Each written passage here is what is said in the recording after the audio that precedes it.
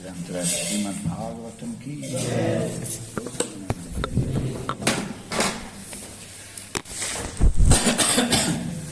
Om Namo Bhagavate Vasudevaya. Om Namo Bhagavate Vasudevaya. Om Namo Bhagavate Vasudevaya. Om Namo Bhagavate Vasudevaya. Om Namo Bhagavate Vasudevaya.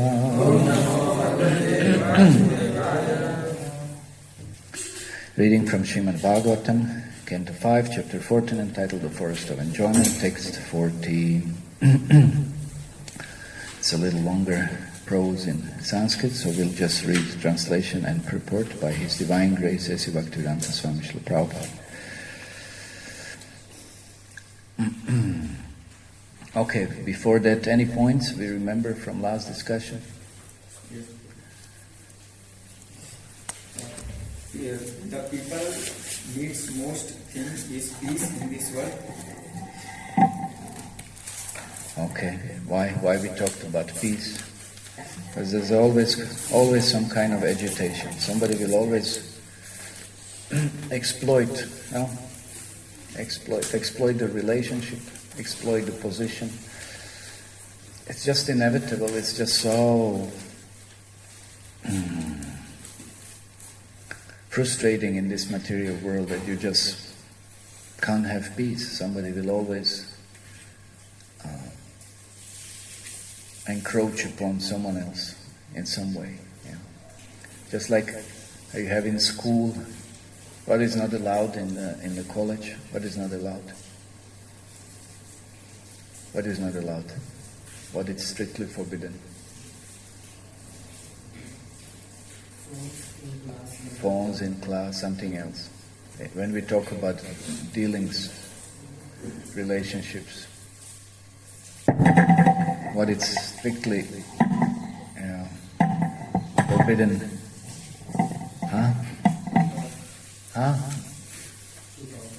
No.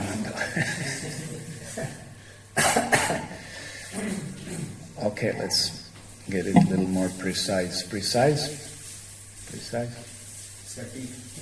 Satik. There are senior students and there are junior students. Ragging, yes. It's not allowed. So why this happens? Because somebody wants to take some advantage and feels pleasure of agitating others, no? No? So that happens always and everywhere to some extent, no? No? Family also. Somebody wants to feel the pleasure of controlling. So they will agitate. It happens. In the society, in the then nations, different nations, agitating another one or something. It's always some kind of agitation going on.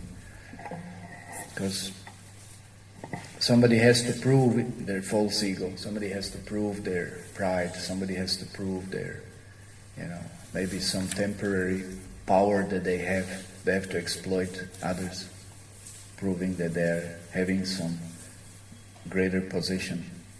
So that's material world. And then another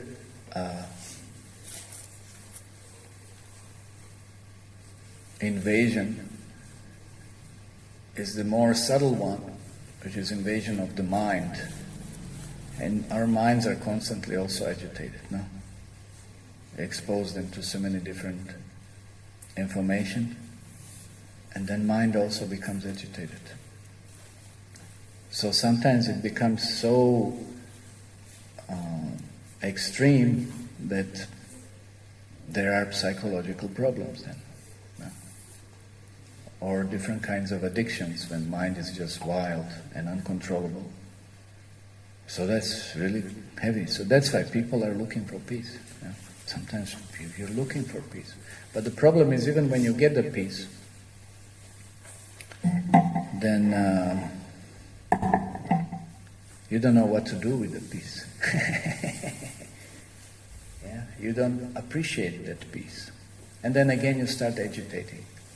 Then that's what it is said, that psychological conditioning, that one who has been abused becomes abuser. Very interesting. Very interesting. We find that in many cases that people who are abusers, they have been abused themselves. Like child abuse, for example. Yeah. So they have been abused as a children, or like this ragging, bullying, whatever happens, even in that sense, or sexual abuse, whatever kind of abuse. And then those same people, it's interesting, they become abusers themselves. They're abusing others. That's the nature of sinfulness. Yeah, that's the nature of inability to overcome negative qualities. That's the nature of karma. It's always perpetuated. How to break out of the sinful conditioning? It's only possible by bhakti. There's no other way. You can't break out. You can't end the cycle. You can just continue the cycle. You can just expand the cycle. You can just speed up the cycle. But you cannot break it. How do we break out of the cycle? It's only by, again, sattva guna or bhakti yoga. Sattva guna also, it's temporary, but bhakti yoga, it's permanent. That's why we know that vicious cycle that it's called the cycle of karma. Kutam bijam phalon mukham. Only can be stopped by bhakti yoga. You cannot stop everything else, any kind of other so-called remedy or any kind of other so-called solution. It's just going to be like you cut the grass, but the root is still in the ground. No, it will sprout again. No, it will sprout again. Just like our people here, they cut the people, which they shouldn't have done. No, here they cut it, but the root was still there. See, now again it's growing. It's growing. So any sinfulness like this, or any karma, it will just perpetuate this. We have to know how to burn the karma. It's only possible by bhakti. That's why I said, when you have a seed and you fry the seed, can that seed sprout again? Can it sprout again? No, it cannot sprout again. So the only way to fry the seed of sinfulness is by bhakti. There's no other solution. Everything else is just trimming. Just temporary trimming. It will grow again. So that's why we see people, they don't even know, when they get little peace and they get little relief and they feel, they don't know how to appreciate it. They might feel bored. Yeah. They don't know how to appreciate it. Then they start agitating someone or something, and then again there is a, all-out break, some kind of, war happens, riots happens, revolutions happens. You see people who come from the war or something, they can never be peaceful again. Never. Either they are subjected, or they subject themselves. Of course, there is that disease. What is that disease called? Psychological disease. Post-traumatic syndrome. What?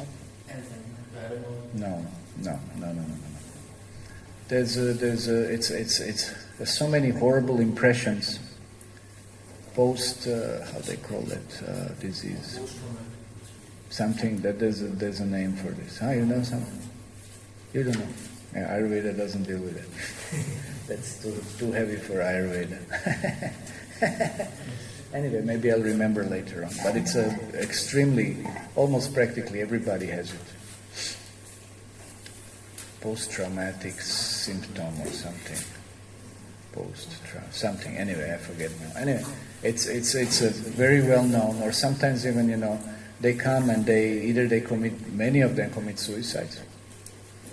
Or they just become very extremely violent, or look for another violence, sign in for some other contract somewhere else or something. It's pretty heavy. These are the impressions of passion. Like we discussed about attachment. Listen, what we discussed about attachment. You're transferring attachment from one thing to another. You're perpetuating attachment. So same things. None of these conditionings can be purified or one can become relieved from unless one starts practicing bhakti yoga. We've seen in the history of different traditions, how those, again, same thing, who have been abused become abusers. Yeah? How do you stop that cycle? You can't stop that cycle unless you start practicing bhakti yoga. Yeah. Christians cry out, "Oh, we have been abused by Romans," which doesn't have much reality to it, but anyway, it's a story being told. And the way it has been portrayed, it's portrayed always by someone who is, it's one-sided presentation. And then, then what happens? Then, they're so-called abused, and then they start abusing the whole rest of the world. Yeah? Yeah. They can have their crusade, they can have their confiscators, in Central America, how many atrocities have been done. They can have their inquisition, they can have their slavery. They can do all these things because they have been abused, so now they can abuse so many billions of times more everybody else. It's psychology. And that's justified. Because, of certain past. So now we have a justification that we can do this to others, because we have, experienced it. What madness that is. What madness that is. So you can't stop that. Somebody has to stop the vicious cycle. Somebody has to have some sanity. Somebody has to have some character. Somebody has to have some consciousness. Only then it's possible. Otherwise it will perpetuate and it will increase. That's all. Just the madness of this material existence will increase. So in any sphere of life, it's just like that. So that's why people can't appreciate peace. And what you are doing with peace? Of course, you can't do anything if you're in mode of rajas and tamas. No? You can't understand that how much deeper within yourself, intellectually and consciously, you can dive. And that's only when the peace is possible. Otherwise, you can't do that. Then you'll be always just superficial animal. That's all. Just an animal. Thinking about your sense gratification. And to have your sense gratification, yes, you'll have to agitate others. And you'll have to exploit others because it doesn't work. This whole world, what is it working upon? It's exploitation. It's exploitation. Who has the most bases throughout the world? It's America. It's America. Of course, China is building up now. That's why they don't allow it. Russia is also having some places, whatever this and that. It's always some big bullies, trying to exploit others. As Prabhupada said, demons will fight demons, And that's what does happen. Yeah. So we have to be also very cautious not to get caught in such kind of demoniac conflicts, which are all based on exploitation. Because unless you exploit nowadays, there is no system that will create certain type of economy. You have to exploit. You have to exploit. That's why the most of the world is being exploited by very few, who can have what they have. And that's why they can pay off and corrupt everybody else. Yeah. So it's very disgusting. So this is Kali Yuga. It's a very disgusting situation. I'm not going to go into details, but this is Kali Yuga. It's Kali Yuga. This is this forest of enjoyment we are talking about. I say, what forest of enjoyment? It's a forest of suffering. It's a forest of suffering. So one should just get out of this place as much as and as soon as possible. And that's why we practice bhakti yoga. At least, if nothing else, we try to become sane ourselves and not being caught in such kind of madness. And of course, if we can offer this to someone else, even better. That's it. We don't expect miracles, absolute miracles to happen. It's not going to happen. It can just become worse. Because the whole stage is set as such. That's all. No, it's just a mad world. Don't have any hopes for peace, because even if you get it, it's not going to last long. It's not going to last long.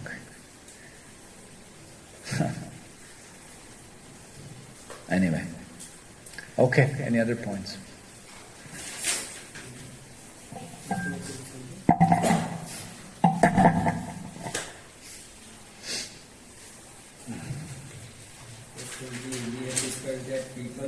That people don't want to associate with sadhus.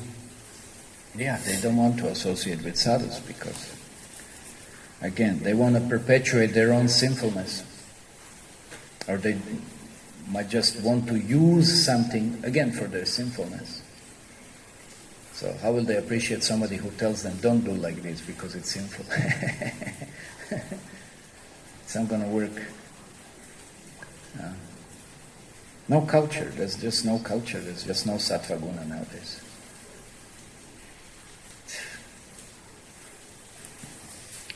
Anything else? Nobody remembers? Yeah? Materialistic persons may be pious, but they not surrender completely to God. So, what's the point?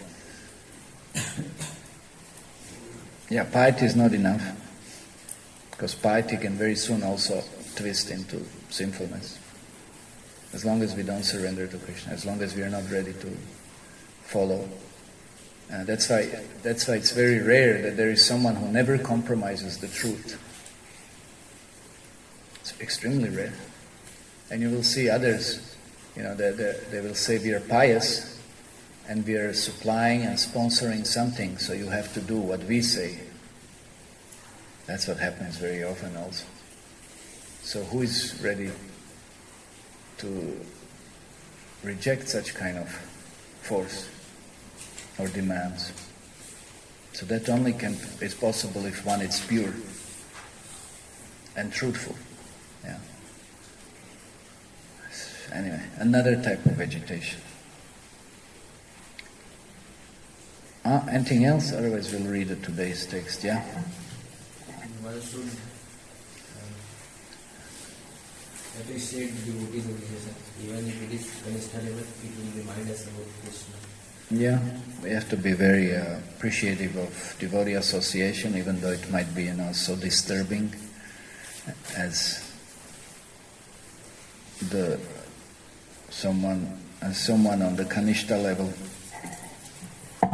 That's why Prabhupada urged again, one should rise beyond this Kanishta level, because Kanishta level, it's very materialistic level. It's very conditioned level also. Yeah. But again, at least it's in connection to Krishna. That's hope, because in that hope it's that someone will become purified. If it survives on the path like this, Krishna will set them right. Hopefully before they made too many offenses or too much trouble. Okay, so today it says, translation. There were many great saintly kings who were very expert in performing sacrificial rituals and very competent in conquering other kingdoms. Yet despite their power, they could not attain the loving service of the Supreme Personality of Godhead. So what is the use of all of that? You're expert again in building up the piety, performing sacrificial rituals. You are expert in creating very strong economical foundation. You're expert in your sense gratification. You're expert in submitting others to your will. But you don't get bhakti. Then what's the use of all of this? What's the use of all of this? So that means so much effort went into something that it's just so flickering and temporary. What is the use of this? Just like, I don't know. Okay, even India. Let's say if I ask you, remember all the presidents of India? Or prime ministers? And that was not long ago. That was just now, 50, 70 years maybe or something. No? Yes? 70 years. Not even 100 years. Not even 100 years. How many presidents and prime ministers have come and gone? Huh? And where are they now? Just like Prabhupada would ask, where are they now? Becoming dog in Sweden or something? Or, yeah? Yeah? Where are they now?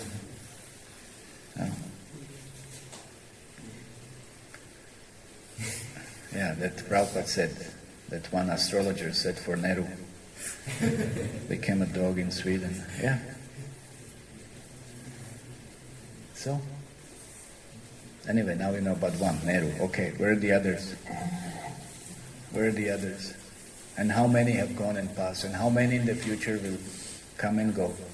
If you didn't perform any bhakti, then what is the use? And what is the use? People aspire, yes, I should be. How much people, in politics, they fight for the position, this and that, and do so many things, horrible things. Use even black magic, tantra, this, that, all kinds of stuff. They're ready to do anything for control, power. And okay, how long you can stay in control and power? And then what? And then what? You didn't perform any bhakti, and you just become a dog. Yeah. Just become a dog. That's like our puppies here outside now. They're fortunate because there's some prasadam. Yeah. And if you noticed how many were there in the beginning, 6. Now there are only 3. More than 6. Really? You saw more than 6? Really? I saw 6. Maybe you saw some neighboring street or something. One big one and...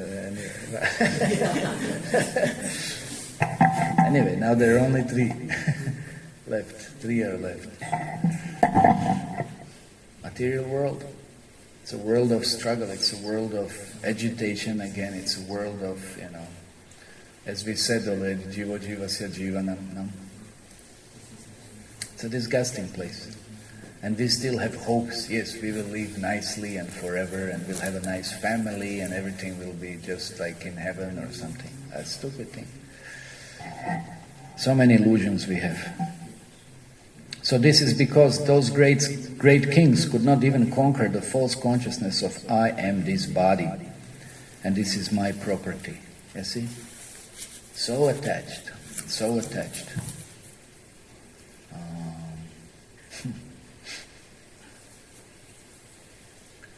I think there is a Shakespeare, he said,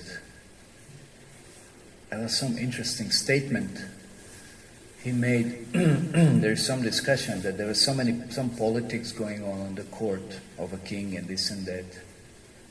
And then some murders happened, this and that, whatever. And finally somebody got to some position that was aspiring for. But then that person also died, and ultimately what it got? It got 6 feet of land.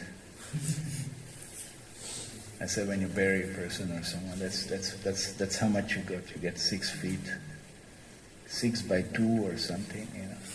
That's all you get. Of course, you don't get even that because soul is gone. Who knows where? So then, what is the use? I want to conquer and I want to rule and I have to have so much land and I want to. It's just madness. It's just madness. Look at the history. Nobody knows the history. We already discussed about this. How many countries have retained their borders? Was there any? Look at how many few hundred years, how much borders have been changing. Look at more than that. How many nations have been changing in one place? Come and go, come and go, come and go. Come and go. That's it. It's just a joke. And what are we hoping? We think the future will be different? It's just going to be worse. Yeah. So that's why they didn't conquer the false ego and attachment to properties. That it's false consciousness, me and mine. That's why. What is the use of being the king? Use of being the king is you develop some higher consciousness. You gain the benefit or facility of serving and providing or protecting the Dharma.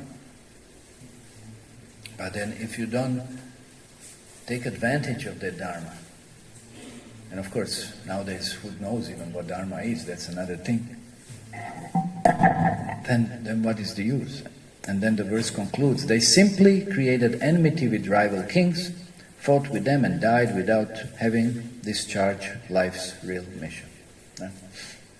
It's just frustration, it's just constant life of struggle and fight. Yeah. And again, another point, history. It's so important. You just see, even if somebody succeeded, how long did it last? How long did it last? Practically, you see, next generation, somebody comes and just ruins it all. Ruins it all. Yeah. Any empire, how long did it last? How long did it last? Okay, in Europe there was a Roman Empire.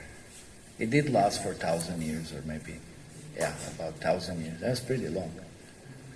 1,000 years. But you see how many, every few years there was another emperor. They're just murdering each other, assassinating each other. Every few years, somebody else. So you were happy if you could manage to stay on the power for 10 years or something. It's 10 years. What, it's 10 years or something. One day, I don't know what happened. I just somehow, there was something about Roman emperors, and I just checked how many emperors were there. Just so many. So every few years another one. One was lasting for a few months, one for a few weeks, somebody for 3 years, somebody for 5, somebody. Maximum 10, 15 years somebody could make it. It's life, that's what life is meant for. So much struggle, and finally you get on the top, and then you can't maintain it. Somebody else knocks you down. Is that what life is meant for? But that's what people think life is meant for. Let me get on the top. Let me get on the top of the company, if nothing else. I'll be CEO. So many stupid things. So, real life's mission, it's lost. It's wasted. Srila Prabhupada explains, the real mission of life is for the conditioned soul to re-establish the forgotten relationship with the Supreme Personality of Godhead and engage in devotional service so that he may revive Krishna consciousness even after giving up this body.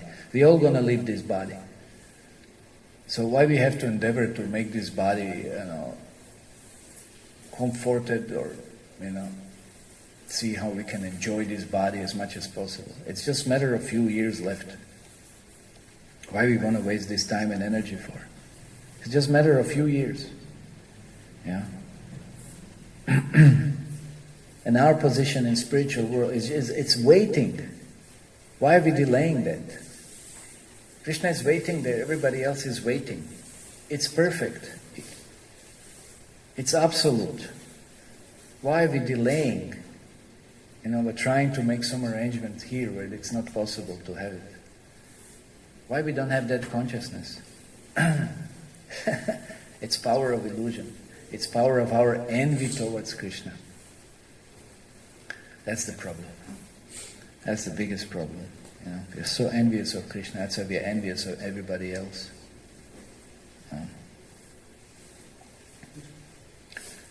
One doesn't have to give up his occupation as a Brahmana, Kshatriya, Vaishya, Shudra, or whatever. In any position, while discharging his prescribed duty, one can develop Krishna consciousness simply by associating with devotees who are representative of Krishna and who can teach this science. So it's how many times we think, I have to improve my condition. I have to study more, I have to get more degrees, I have to earn more money, I have this, I have to do that. Just thinking how to improve but you can never improve material condition. That's the biggest joke. How do you improve material condition? You're already destined to fail. You can never improve material condition.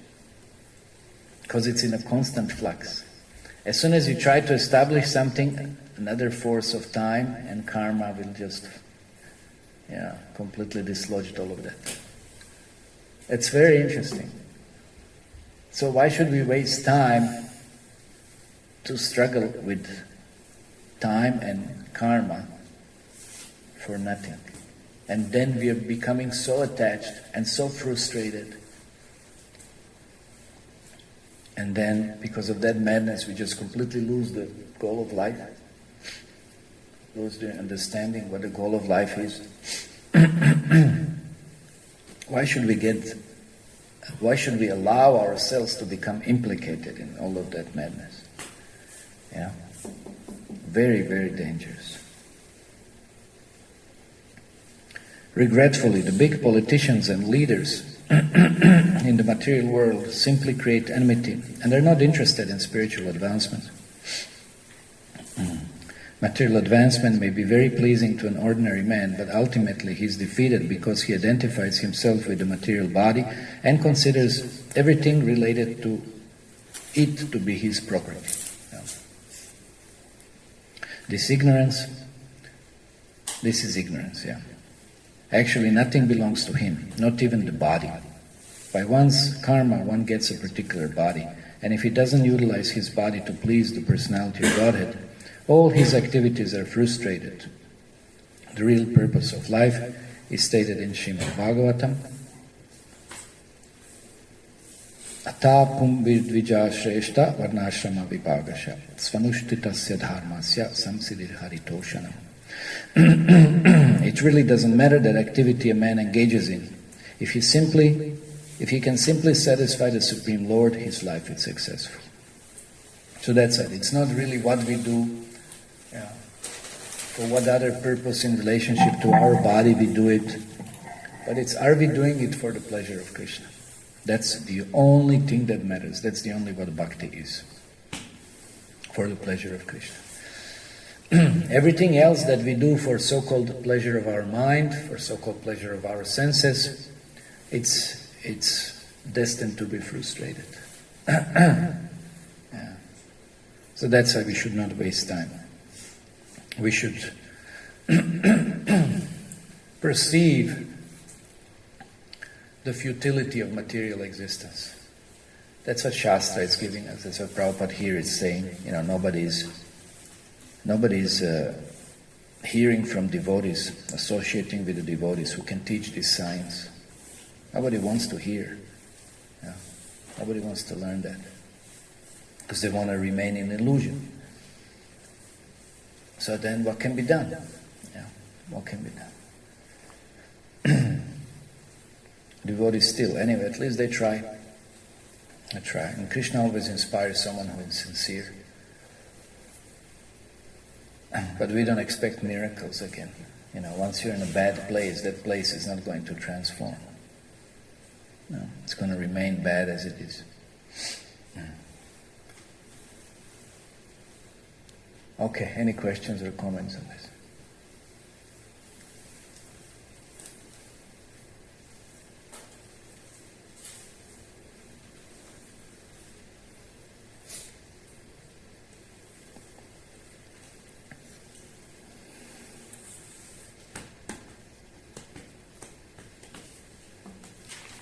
Forest of enjoyment.